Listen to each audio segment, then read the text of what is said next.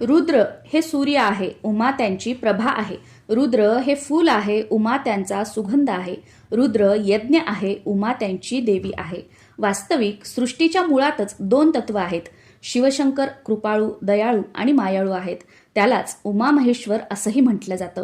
म्हणूनच हरतालिकेच्या दिवशी उमा महेश्वराची म्हणजेच शिव आणि पार्वतीची पूजा केली जाते. ज्याप्रमाणे नक्षत्रात चंद्रश्रेष्ठ, ग्रहात सूर्यश्रेष्ठ, देवांमध्ये विष्णुश्रेष्ठ, नद्यांमध्ये गंगाश्रेष्ठ, त्याचप्रमाणे व्रतांमध्ये हरितालिका व्रत श्रेष्ठ. नमस्कार सर्वांना, मी प्रांजली. या व्हिडिओमध्ये मी तुम्हाला हरितालिकेची साधी सोपी पूजा आपल्या घरी जे सामान उपलब्ध आहे त्यामध्ये कशी करावी, हरितालिकेचा उपवास कसा करावा, तो कधी सोडावा, या उपवासाला काय खावं काय खाऊ नये, उत्तर पूजा कधी व कशी करायची, आणि सर्वात महत्त्वाचं या दिवशी पार्थिव शिवलिंग बनवलं जातं.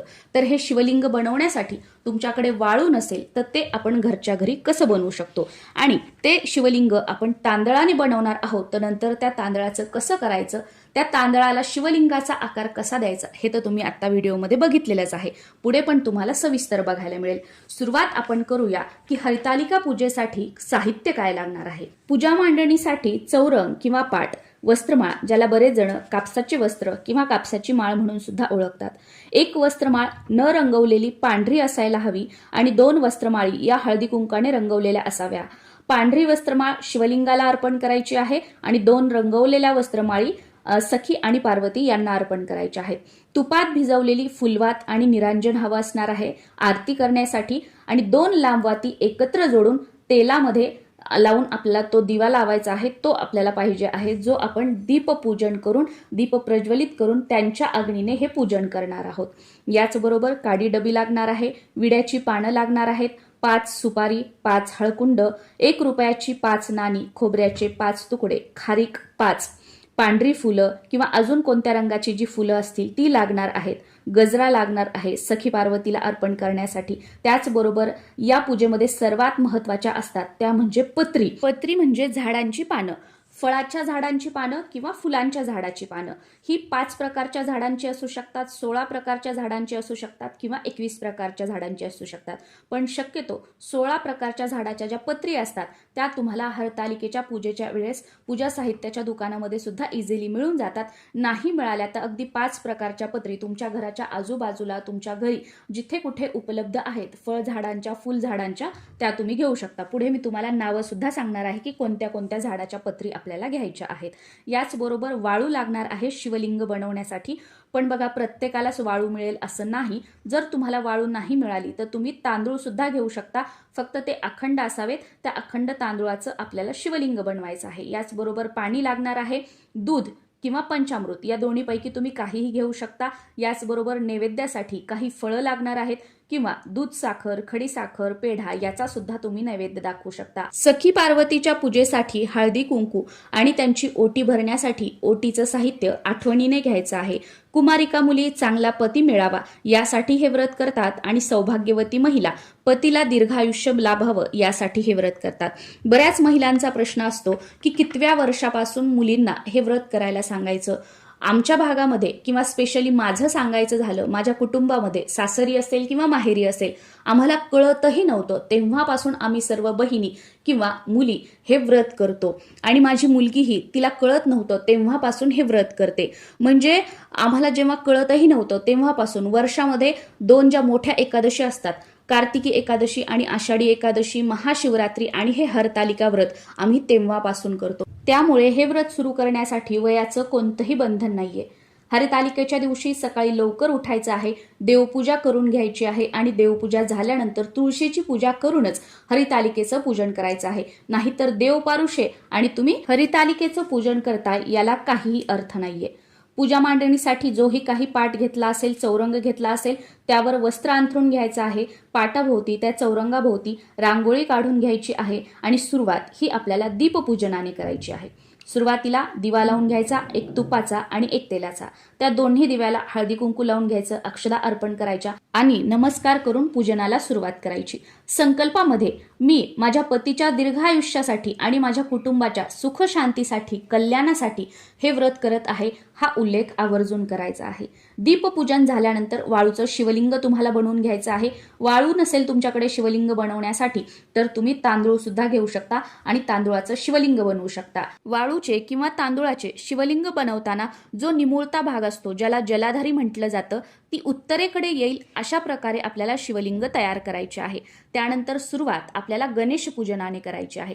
तुमच्याकडे वाळूनेच किंवा तांदूळानेच सखी पार्वती, नंदी महाराज आणि गणेश हे काढण्याची पद्धत असेल तर तुम्हाला या शिवलिंगाबरोबरच वाळूने सखी, पार्वती, गणपती आणि नंदी महाराज म्हणून 4 राशी तुम्हाला मांडायच्या आहेत आणि यांचंच सखी पार्वती, नंदी महाराज आणि गणपती म्हणून पूजन करायचं आहे.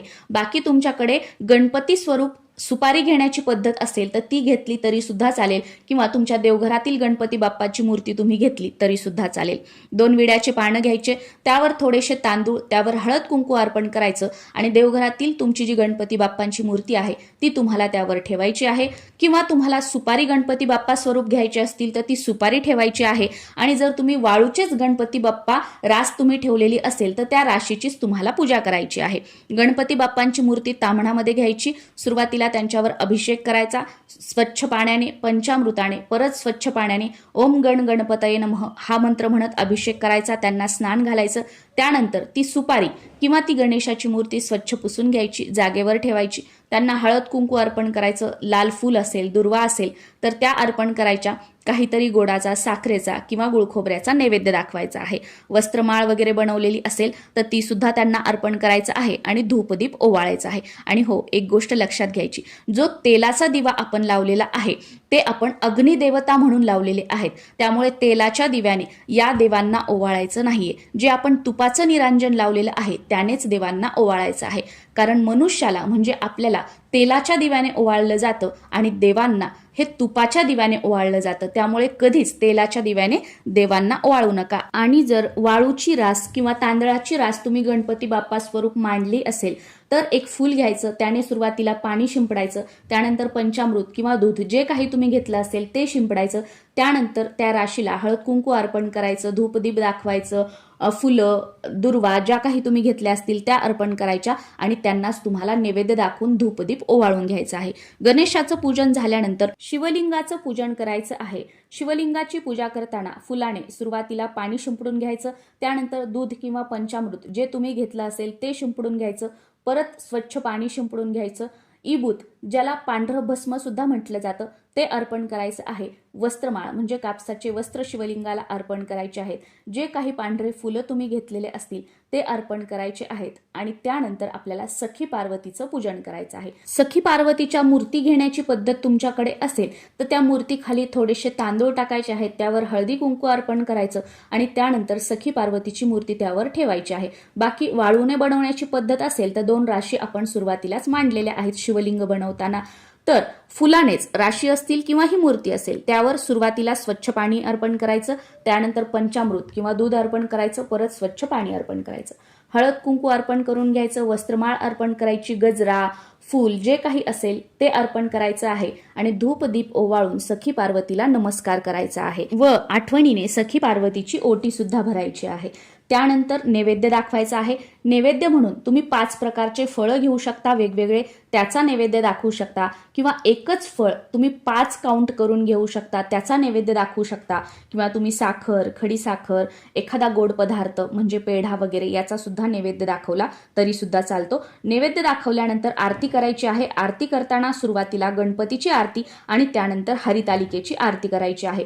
हरितालिकेची आरती मी आपल्या चॅनलवर अपलोड केलेली आहे, ती तुम्ही बघू शकता आणि ती आरती तुम्हाला करायची आहे. आरती झाल्यानंतर कथा आवर्जून ऐकायची आहे. तुमच्या घरामध्ये जर कोणीतरी कथा वाचत असेल तर तुम्ही ऐकायची आहे किंवा तुम्ही स्वतः वाचली तरी सुद्धा चालू शकतं. तुमच्याकडे कथेचं पुस्तक वगैरे नाहीये तर आजकाल बघा यूट्यूब वगैरे सोशल मीडियावर या कथा अपलोड झालेल्या असतात, तर त्यापैकी तुम्ही ऐकली तरी सुद्धा चालेल. आपल्या चॅनलवर सुद्धा हरितालिकेची कथा अपलोड झालेली आहे, ती तुम्ही नक्कीच ऐकू शकता. आता हे हरितालिकेचं पूजन जे आहे ते तुम्ही जेवढ्या सकाळी कराल तेवढं उत्तम आहे. फक्त एक गोष्ट लक्षात ठेवायची की देवपूजा झाल्यानंतर, तुळशीचं पूजन झाल्यानंतर मगच करायचं आहे.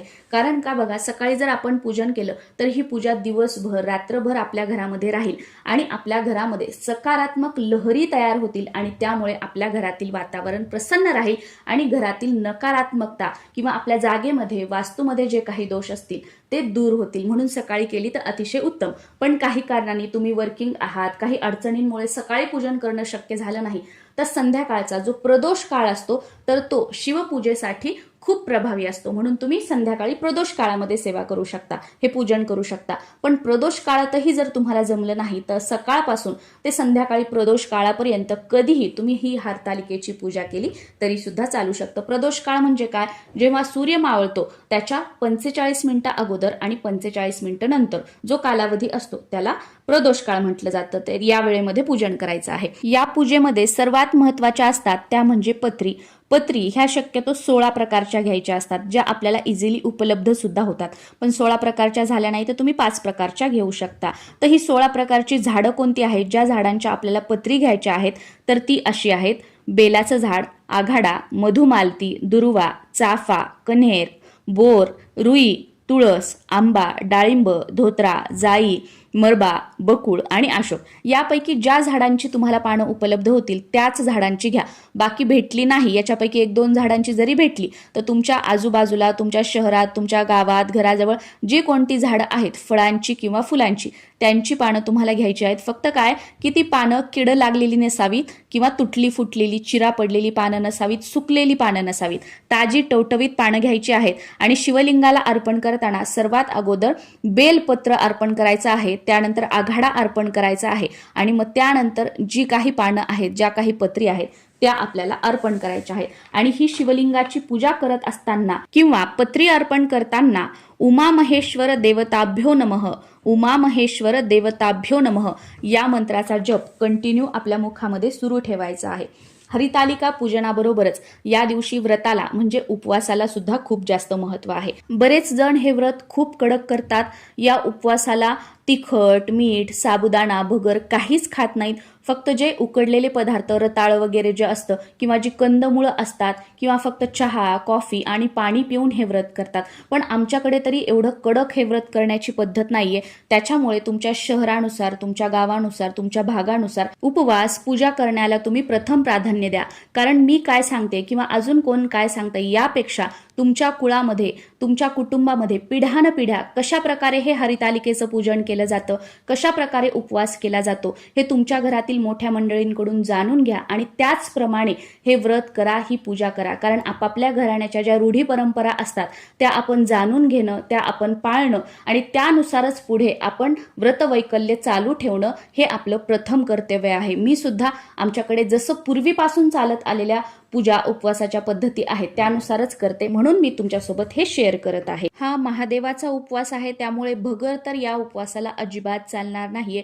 बाकी आमच्या भागामध्ये तरी साबुदाणा खाल्ला जातो, तर तुम्ही साबुदाण्याची खीर वगैरे तुमच्या भागामध्ये, तुमच्या घरात चालत असेल तर तुम्ही खाऊ शकता. पण मीठ मात्र या उपवासाला खायचं नाहीये. पण बघा, बरेच जण जे डायबिटिक आहेत किंवा ज्यांना डॉक्टरांनी उपाशी राहू नका असं सांगितलेलं आहे, मीठ खा असं सांगितलेलं आहे, ज्या गर्भवती महिला आहेत किंवा ज्यांना अजून काही आजार आहे तर ते हे व्रत करतात, तर त्यांनी डॉक्टरांच्या सल्ल्यानुसार फराळाचे तिखट मिठाचे पदार्थ खाऊन हे व्रत केलं तरी सुद्धा चालू शकतं. शेवटी काय बघा, शरीर ही आपली खरी संपत्ती आहे. तुम्ही जर सुदृढ असाल, तुमचं शरीर जर चांगलं असेल तरच तुम्ही शिवशंकरांची, भोलेनाथांची किंवा जे काही येणारे सणवार आहेत, व्रतवैकल्य आहेत त्यांचं पूजन तुम्ही करू शकाल, उपवास व्रतवैकल्य तुम्ही करू शकाल. पण शरीराचीच जर साथ नसेल तर ह्या पूजा, हे व्रतवैकल्य तुम्ही करू शकणार नाही. त्यामुळे भगवान भोलेनाथांची पूजा तुम्ही मनापासून करा. बाकी हा उपवास तुम्हाला का शक्य होत नाही, का जमत नाही, तुमच्या व्याधी काय आहेत हे गारणं भगवान शिवशंकरांपुढे मांडा आणि त्यांच्या कृपेने उत्तम आरोग्याची प्राप्ती झाल्यानंतर अगदी कडक नियम पाळून हे व्रत तुम्ही नक्कीच करा. पण तोपर्यंत जसं तुम्हाला जमतं, जसं डॉक्टर सांगतात किंवा ज्या प्रकारे तुम्हाला हे व्रत झेपू शकतं त्याप्रमाणे तुम्ही करू शकता.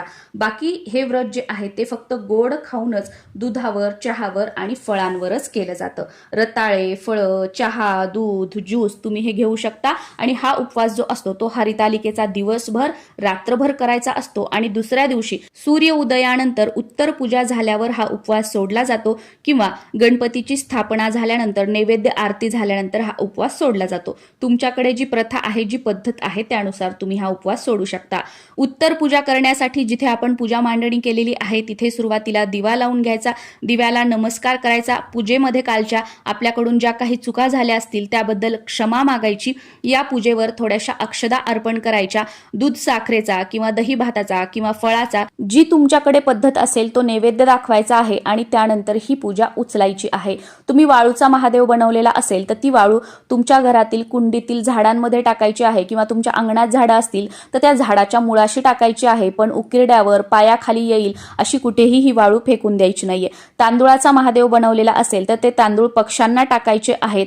ज्या काही फुलं, पत्री, पानं आहेत ती तुम्हाला निर्माल्यामध्ये टाकायची आहेत. आणि गणपती स्वरूप जी सुपारी ठेवली होती ती तुम्ही परत कोणत्या पूजेसाठी गणपती स्वरूप म्हणून वापरू शकता. जो काही दाखवलेला नैवेद्य असेल उपवास सोडताना त्याचा पहिला घास घ्यायचा आणि त्यानंतर आपण जो काही स्वयंपाक बनवलेला असेल तो खाऊन आपल्याला उपवास सोडायचा आहे. उपवास सोडण्यासाठी जो काही तुम्ही स्वयंपाक बनवणार आहात शक्यतो त्याच्यामध्ये कांदा लसूणचा वापर करू नका. सात्विक स्वयंपाक बनवा आणि सात्विक जेवण जेवूनच हा हरितालिकेचा उपवास आपल्याला सोडायचा आहे. काही कारणानं जर तुम्हाला हे व्रत करणं शक्य झालं नाही, म्हणजे उपवास करणं शक्य झालं नाही, पूजा करणं शक्य झालं नाही, तर या दिवशी किमान तुम्ही हरितालिकेची कथा तरी वाचण्याचा प्रयत्न करा. कथा वाचणं सुद्धा झाली नाही तर किमान तुम्ही कोणाच्या तोंडून ही कथा ऐकू शकता किंवा मोबाईलवर वगैरे तुम्ही ही कथा या दिवशी ऐकली तरी सुद्धा चालतं. कारण या दिवशी हरितालिकेची कथा ऐकण्याचं सुद्धा खूप जास्त महत्त्व आहे. तुम्हाला मासिक पाळी या दिवशी असेल तर तुम्ही पूजा करू शकत नाही, तुम्ही उपवास करू शकता, तुम्ही कहाणी ऐकू शकता. सेम तुम्हाला सुतक आलेलं असेल तर तुम्ही पूजा नाही करू शकत, तुम्ही उपवास करू शकता, तुम्ही मोबाईलवर कहाणी ऐकू शकता. आता मासिक पाळीचा चौथा दिवस असेल तर बरेच जण म्हणतात 2 वेळा डोक्यावरून न्हाऊ करून पूजन केलं तर चालेल का? बघा, जर तुम्हाला फ्लो सुरू असेल, जर तुम्हाला ब्लिडिंग सुरू असेल आणि तुम्ही 2 वेळा काय अगदी 10 वेळा जरी डोक्यावरून पाणी घेतलं तर तुम्ही देवाला स्पर्श करू शकणार आहात का? देवपूजा करू शकणार आहात का? नाही करू शकणार.